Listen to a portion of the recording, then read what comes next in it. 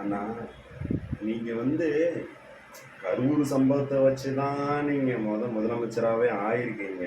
திருப்பியும் திமுக, கரூர், திமுக, மு.க. ஸ்டாலின் சொல்லிட்டே இருக்காங்க.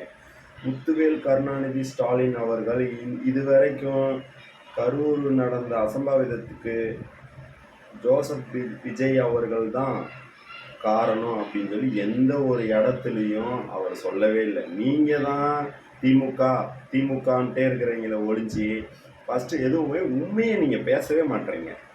என்னன்னு பார்த்தீங்கன்னா, நேற்று கரூர் மேடையில் சொல்கிறீங்க பார்ட்டி ஃபண்டுன்னா எந்திரிச்சு திமுக ஓடிட்டாங்கன்னு. ஏன் பொய்யா சொல்கிறீங்க? சமூக வலைதளங்களில் அவ்வளோ வீடியோஸ் கொட்டி கிடக்குது.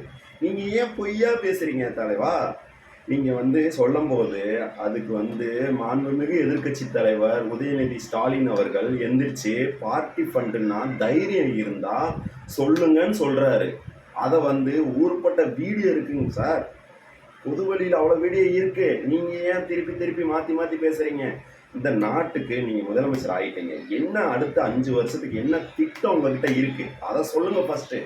அதை சொல்லாமல் இன்னமும் நீங்கள் இடைத்தேர்தலுக்கு பிரச்சாரத்துக்கு போயிட்டுருக்கீங்க, ஓட்டு கேட்டுட்ருக்கீங்க. இந்த மாதிரி நீங்கள் பண்ணாதீங்க. அடுத்த 5 வருஷத்துக்கு என்ன செய்ய போகிறேன்னு ஒரு முடிவுக்கு வாங்க. சும்மா திமுகன்னு சொல்லிட்டு இருக்காங்க.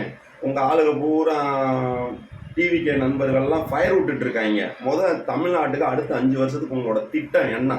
அதை சொல்லுங்கள் ஃபஸ்ட்டு.